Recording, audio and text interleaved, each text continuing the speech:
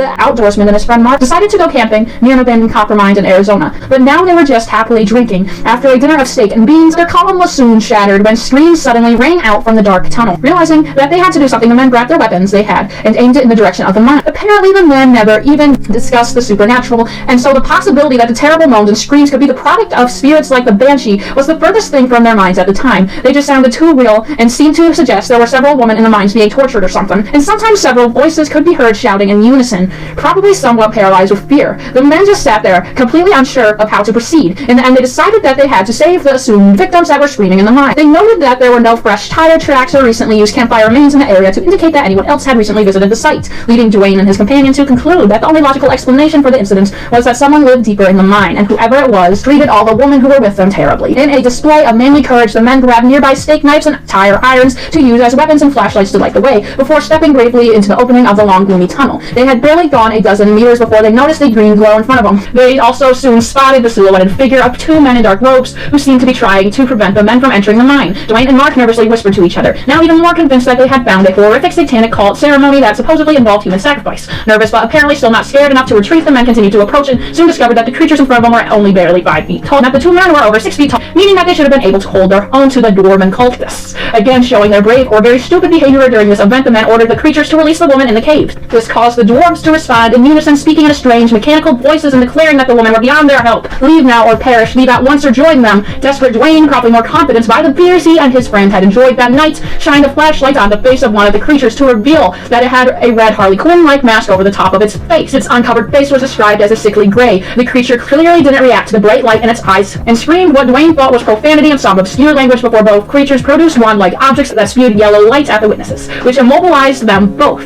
Then they shined a greenish beam against the wall of the mine, melting away the solid rock and revealing a door. The two creatures quickly rushed into this opening, disappearing into the darkness, and after a few seconds the doorway was again sealed with solid rock. The crippling effects of the creature's beam weapon, as Dwayne later described them, wore off quickly, lasting less than a minute total, but leaving the two men tingling, describing the feeling as if they had just elbowed their funny bones.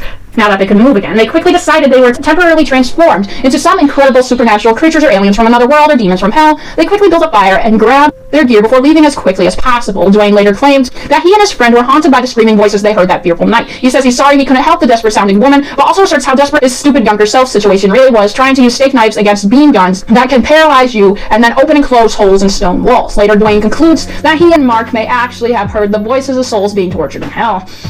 Sometimes he wonders if they stumbled into some ungodly damned hole that really went straight from hell to earth.